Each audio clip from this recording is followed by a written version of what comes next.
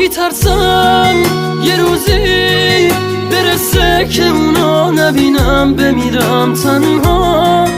خدایا کمک کن، نمیخوام بدونه دارم جون میکنم اینجا.